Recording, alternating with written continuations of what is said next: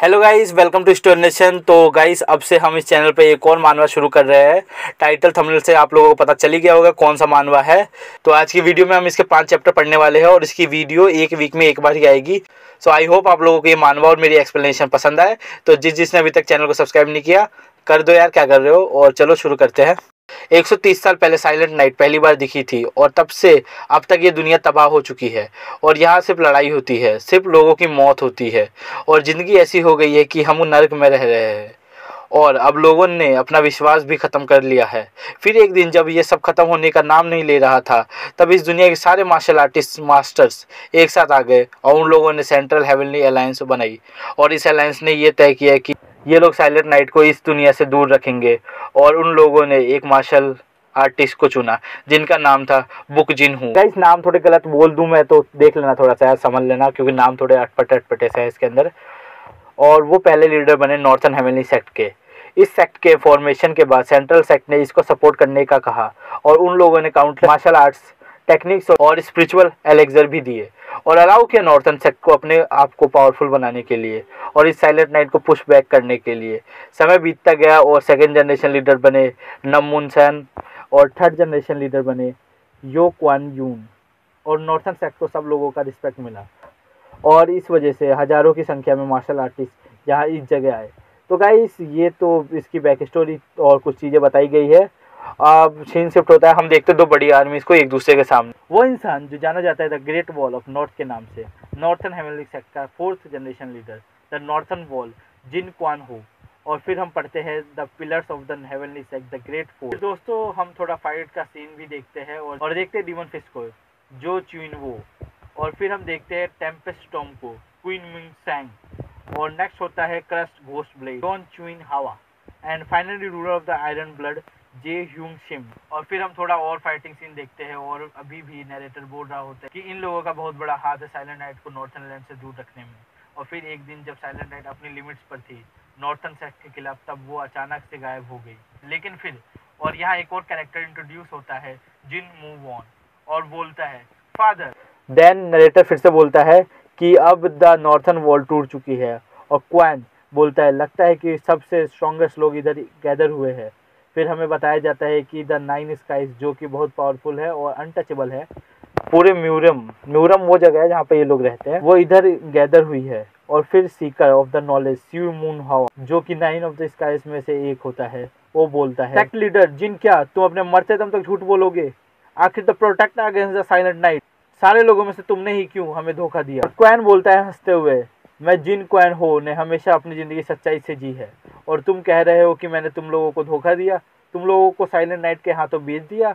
वो बुड्ढा फिर बोलता है चारों पिलर्स ने तुम्हारे खिलाफ गवाही दी है और तुम अभी भी झूठ बोल रहे हो। फिर क्वैन चारों पिलर्स को देख रहा होता है और कोई भी इससे नजरें नहीं मिला पा रहा होता है। और क्वैन बोलता है मन में कि तुम चारों ने मेरे साथ वो सारी लड़ाइयाँ लड़ी और तुम मेरे भाई जैसे हो। आखिर क्या कारण हो सकता है तुम्हारा धोखा देने का नॉर्थन सेक्ट को? अब मैं बिल्कुल अकेला हूँ।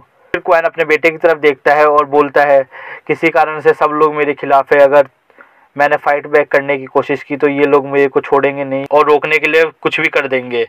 और वो चिल्ला के बोलता है कि मैं समझ गया सेंट्रल हेवनली सेक्ट, और मैं तुम्हारी हर विश को पूरा करूंगा। और फिर हम ये देखते हैं द 9 स्काइज बोल रही होती है कि उसके इंटेल्स बहुत स्ट्रॉन्ग है, नॉर्थन सेक्ट बहुत पावरफुल हो चुकी है हम लोगों के लिए, जब तक वो है हम मेनलैंड को कंट्रोल नहीं कर सकते। और फिर क्वैन चिल्लाकर बोलता है आज से नॉर्थन हेवनली सेक्ट को मैं डिसबैंड करता हूँ और जो भी डिसिप्लिन है इस सेक्ट के उन्हें कहीं और जाना पड़ेगा और अपना घर ढूंढना पड़ेगा। और ये आखिरी ऑर्डर है मेरे द्वारा, यानी कि जिन क्वैन हो the leader of the northern heavenly sect के द्वारा। लेकिन मेरे से वादा करो कि तुम मेरे बेटे पर अपने हाथ नहीं डालोगे, क्योंकि उसने पहले ही अपनी माँ को खो दिया है और अब सुनसान जगहों पर रहेगा। फिर वो बुढ़ा सोचता है कि उसकी फैमिली को ख़त्म करना सही होगा, लेकिन अब बोलता है कि मैं वादा करता हूँ।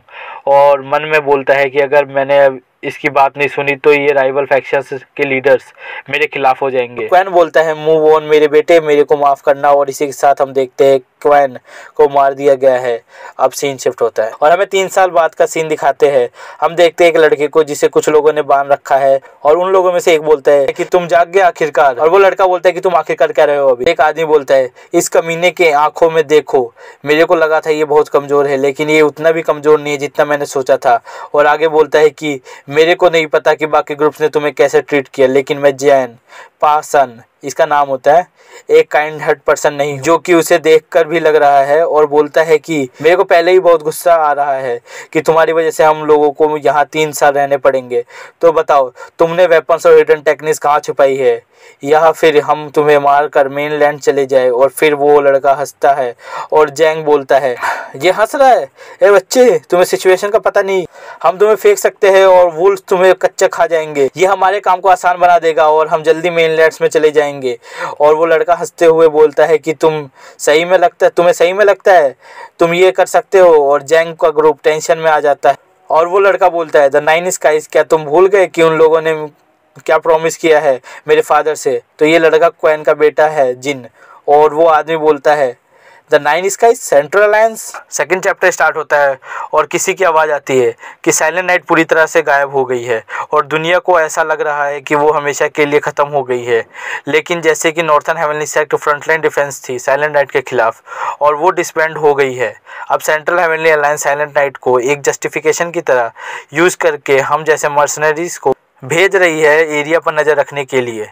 लेकिन ये भी एक एक्सक्यूज़ है, हमारा असली मकसद तो एक इंसान के ऊपर निगरानी रखना है, उसे नॉर्थन हेवनली सेक्ट के मार्शल आर्ट सीखने से रोकना है और उसके रिवेंज के प्लान को रोकना है। हमारा ट्रू मोटिव है एक गार्ड बनकर रहना, क्योंकि जिस इंसान पर हम नज़र रख रहे हैं वो कोई और नहीं, वो डिसेंडेंट है द नॉर्थन हेवनली सेक्ट का और लास्ट लिविंग ब्लड है फॉर्मर लीडर का जिन मू वॉन। पुराने ग्रुप्स ने बताया है कि पुराने सेक्ट लीडर ने बस इस बच्चे को बुक्स पढ़ना अलाउ किया था और कुछ नहीं, तो उससे कोई नॉलेज नहीं है मार्शल आर्ट्स की। कुछ भी जो मार्शल आर्ट्स की तरह था वो सब सेंट्रल हेवनली अलायंस और द 4 पिलर्स ने ले लिया।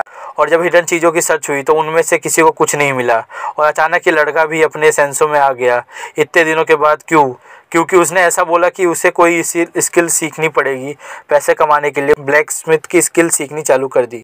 ये थोड़ा मुश्किल है मानना कि द नॉर्थन हेवनली सेक्ट के लीडर का बेटा ब्लैक स्मिथिंग की स्किल सीखना चाहता है पैसे कमाने के लिए, लेकिन उससे ज़्यादा मुश्किल ये मानना है कि यहाँ कोई हिडन स्कोर नहीं मिला। लेकिन अगर ये सच है तो हमारे पास कोई रीज़न नहीं है अपने 3 साल बर्बाद करने के लिए यहाँ पर। और दोस्तों ये सब वो मर्सनरीज का लीडर सोच रहा होता है इतने देर से। और फिर सीन शिफ्ट होता है, देखते हैं जिनमू को जो बोलता है कि लगता है यही नए गार्ड्स है, एक बार फिर से चीज़ें ख़राब होने वाली है शायद। और फिर हम देखते हैं एक बिल्डिंग जिसका नाम है होम ऑफ 1000 स्पिरिट। फिर हमें बताया जाता है कि इस जगह पर 10,000 मार्शल आर्ट्स स्कूल्स थी। आगे हम देखते हैं कि जिनमू एक सपना देख रहा होता है, अपने फादर का ऑर्डर कर उठ जाता है और हमें फिर पता चलता है कि 20 ली के अंदर कोई भी लाइफ नहीं है अगर हमारा जिनमू बाहर भी चला जाता है नॉर्थन सेक्ट से। और ये नॉर्थन सेक्ट की इतनी गंदी हालत जिनमू की भी हालत दर्शा रही थी। और जिनमू मन में सोच रहा होता है यही मैं हूँ और मैं कितनी गंदी और गरीब सिचुएशन में हूँ। आगे बोलता है कि मैं इसलिए क्लाइम नहीं कर रहा कि मैं अपनी वीकनेस छुपा लूँ, लेकिन इसलिए कर रहा हूँ से मैं अपनी विल को स्ट्रॉन्ग कर सकूँ। अगर मैंने अभी कुछ गड़बड़ी की तो इतना मेरे पिता ने सेक्रीफाइस किया है सब बेकार हो जाएगा। और फिर हम उस सीन पर आते हैं जब चैप्टर 1 का एंड हुआ था। जिनमू बोलता है कि क्या northern heavenly sect and the hidden scores, क्या तुम्हें लगता है कि सेंट्रल हेवनली अलायंस ने कुछ छोड़ दिया होगा? वो सब लेकर चले गए। अगर तुम मेरे को मार कर मेनलैंड जाने वाले हो तो मेरे को मार दो। और तुम्हें क्या लगता है कि फिर वो तुम्हें छोड़ देंगे? उन्हें तुरंत पता चल जाएगा एक मर्डर और एक सुसाइड के बीच का डिफरेंस। तुम्हें क्या लगता है प्रीवियस गार्ड्स फूल थे और उन लोगों को ये आइडिया नहीं आया? लेकिन उन लोगों ने वेट किया 3 साल बीतने का। और कैप्टन चिल्लाता है तुमने हमसे ऐसी बात कैसे करी, और तलवार निकाल रहा होता है। तभी वाइस कैप्टन उसे रोक लेता है कि हमें इसे जाने देना चाहिए, ये लड़का सच बोल रहा है और हमने पहले ही चेक कर लिया है यहाँ आर्टिफैक्ट या स्क्रोल्स नहीं है। और कैप्टन बोलता है कि जाने दो इस बच्चे को।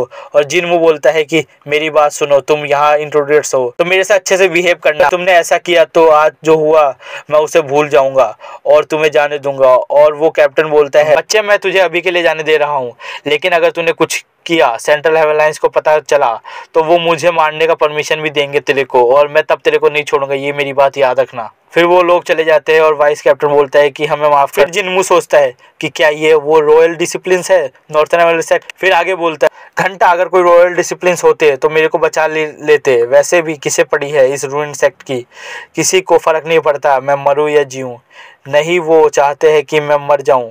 माना कि यहाँ से सब चले गए, लेकिन एक अल्टीमेट स्क्रोल है जो कि नॉर्थन हेवनली सेक्ट के पास है और उसके बारे में किसी को नहीं पता, और वो स्क्रोल खुद नॉर्थन हेवनली सेक्ट है। चैप्टर के स्टार्ट में हमें वही सीन दिखाया जाता है जहाँ जिनमू हमें बता रहा था कि एक अल्टीमेट स्क्रोल खुद नॉर्थन हेवनली सेक्ट है। आगे हमें पता चलता है कि जब सन ईस्ट से डूबने लगता है तब नॉर्थन हेवनली सेक्ट एक शेडो कास्ट करता है ग्राउंड पर। इन वॉल्स को कहते हैं द वॉल ऑफ 10,000 शेडोज, और इस वॉल के मिस्टीरियस पैटर्न एक राइटिंग में बदल जाती है जो कि एक फॉरगेटन लैंग्वेज में है जो कि लोअर मून किंगडम से है। ये वॉल पहले सेक्ट लीडर बुक जिनहू ने बनाई थी और इसमें उनकी सारी राइटिंग्स है, और ये चीज कंटिन्यू रही फोर्थ सेक्ट लीडर, और इसी कारणवश जिनमू के पिता ने उसे ये लैंग्वेज सिखाई, मार्शल आर्ट्स की ट्रेनिंग नहीं दी। और वो आगे बताता है कि ये राइटिंग दूसरे लोगों के लिए एंशिएंट है और ये सिर्फ मेरे लिए है क्योंकि मैं ही सिर्फ लोअर मून लैंग्वेज समझ सकता हूँ।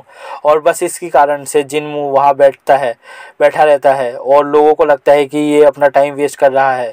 और जिनमू भी बोलता है मुझे ऐसे ही रहना होगा और गार्ड्स को बिलीव कराना होगा कि मैं यहाँ बस अपना टाइम वेस्ट करता हूँ। और हमें बताया जाता है कि यहाँ पर कॉम्बाइंड राइटिंग से सारे नॉर्थन सेक्ट लीडर्स की, लेकिन जिनमू को ये अल्टीमेट टेक्निक सीखने में बहुत टाइम लगेगा, वो टेक्निक्स जिसे कहते हैं गैदरिंग ऑफ 10,000 शेडोज। और जिनमू आगे बोलता है कि जब तक उस पे सेंट्रल हेवनली अलायंस की नज़र है उसके पास कोई चांस नहीं है, लेकिन उसे वेट करना पड़ेगा अपने चांस के लिए। इसी से पता चलता है कि जिनमू को चोमू समझ रहा था वो चोमू है नहीं, बिल्कुल 10,000 IQ प्ले कर रहा है। फिर जिनमू को एक हॉर्स और एक कार्ड दिखता है और इसमें मिस्टर होंग्स होते हैं और हमें मिस्टर होंग्स के बारे में बताया जाता है कि ये सेल्फ डिफेंस टेक्निक में मास्टर है। इस वजह से इन्हें weakest of the northern heavenly sect बोला जाता है, लेकिन लॉयल्टी एंड डिवोशन में इनका मुकाबला कोई नहीं कर सकता पूरे नॉर्थन हेवनली सेक्ट में। जब नॉर्थन हेवनली सेक्ट डिस्बैंड हो रहा था तब मिस्टर होंग एक मर्चेंट बन गए और जिनमू के लिए सप्लाईज लाने का बेस्ट ट्राई करते, और हमें इनके बैक स्टोरी बताई जाती है। ये एक ऑर्फन बॉय थे और इनमें कोई टैलेंट नहीं था मार्शल आर्ट्स को लेकर, इसी वजह से सारे सेक्ट ने मिस्टर होंग को रिजेक्ट कर दिया। लेकिन नॉर्थन हेवनली सेक्ट के लीडर जिन क्वान ने पूरा बेस्ट ट्राई किया मिस्टर होंग को बेसिक सिखाने का मार्शल आर्ट्स की, जिससे वो अपनी बॉडी को कम से कम प्रोटेक्ट तो कर सके। मिस्टर होंग ये चीज़ नहीं भूले हैं और जब सबने नॉर्थन हेवनली सेक्ट को छोड़ दिया मिस्टर होंग अपना बेस्ट ट्राई कर रहे हैं जिनमू के लिए। फिर इनकी थोड़ी बातचीत होती है जिसमें ये लोग अपना हालचाल पूछ रहे हैं और मिस्टर होंग जिनमू की फिंगर्स को देखकर बोलते हैं कि क्या उन गार्ड्स ने आपको हर्ट किया। देन जिनमू बोलता है कि नहीं, वो मैं ब्लैक स्मिथ हूँ ना, इसलिए मेरे को थोड़ी चोट लग गई। और बोलता है कि आपको इतनी मेरे लिए करने की ज़रूरत नहीं है, आप अपनी ज़िंदगी जी सकते हो। लेकिन मिस्टर होंग बोलते नहीं, मैं ऐसा आपको देखकर अपनी ज़िंदगी कैसे जी सकता हूँ म्यूजियम में, एक यंग लॉर्ड को ऐसे नहीं रहना चाहिए।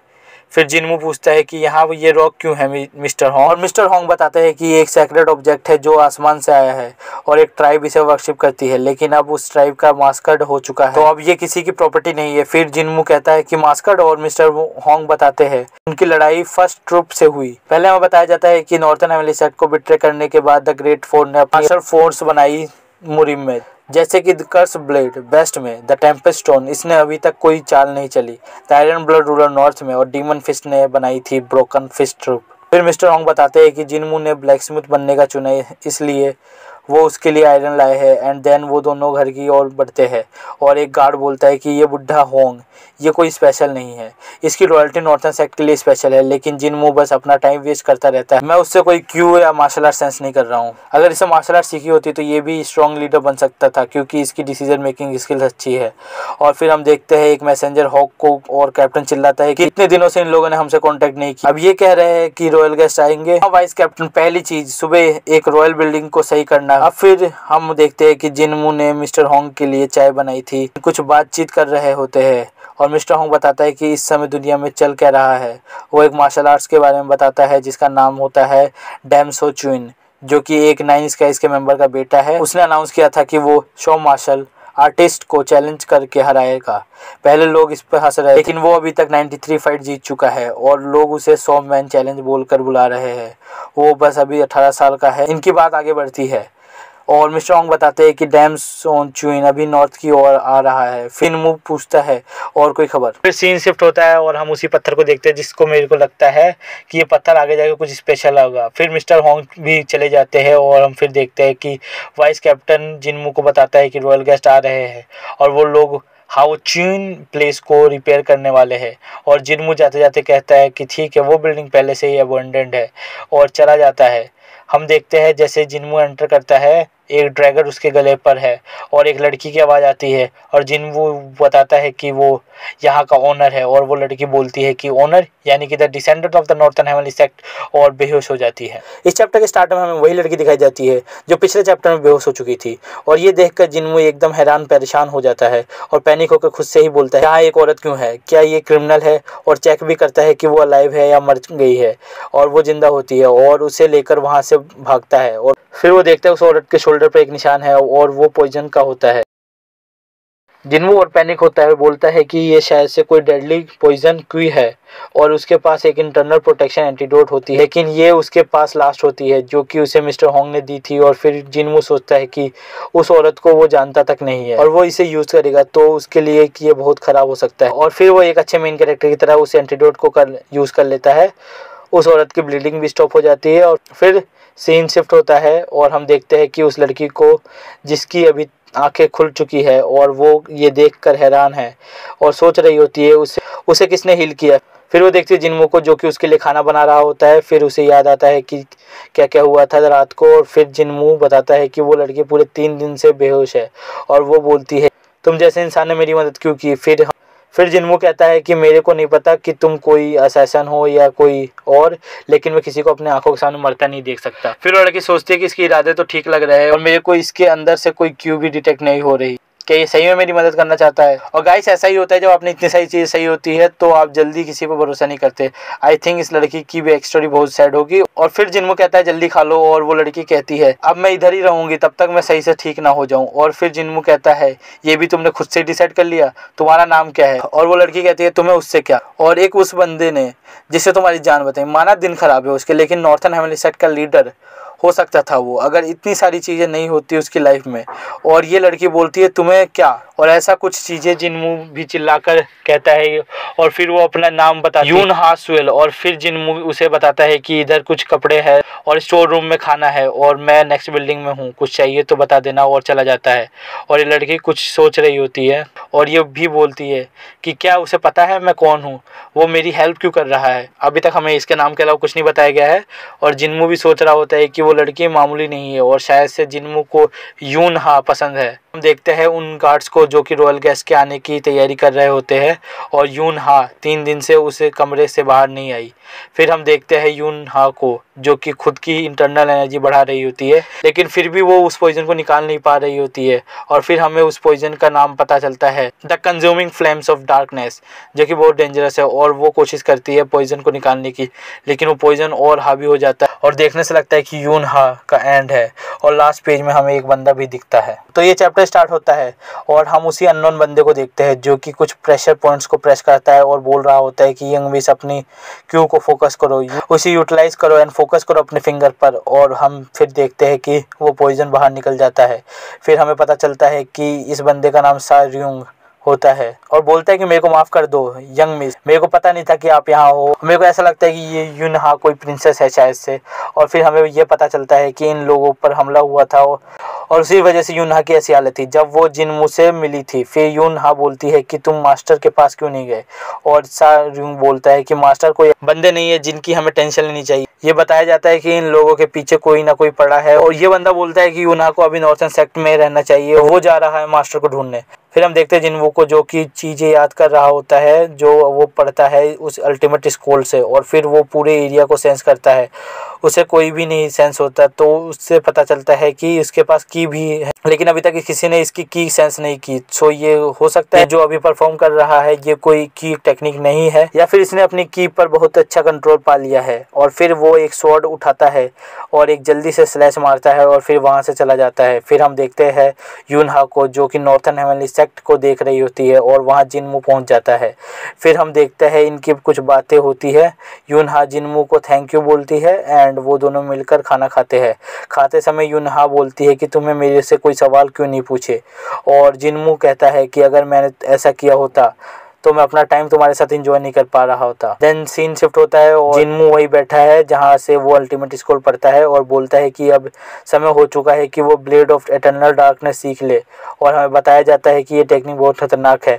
फिर हम देखते हैं जिन्मू प्रैक्टिस करता है चुप चुप के। यून हा भी अपनी इंटरनल एनर्जी बढ़ा रही होती है और वो दोनों अब पूरे 3 महीने से एक साथ है। यून हा सोचती है कि जिन्मू एक नंबर का अनाड़ी बंदा है, और सोचे भी क्यों ना, वो 3 महीने साथ में और उसने अभी तक कुछ नहीं किया। खैर वो इसलिए ये सोच रही होती है क्योंकि उसे भी जिन्मू के अंदर से कोई टैलेंट नहीं दिखा। और फिर वो दोनों साथ में खाते हैं और यून हा मन में बोलती है कि अच्छा ये है द नॉर्थर्न हेमनली सेक्ट। और गाइस इसी के साथ आज की वीडियो खत्म होती है और मैं आप लोगों से ये पूछना चाहता हूँ कि आपको ये मानवा कैसी लगी, तो कमेंट्स में बताओ।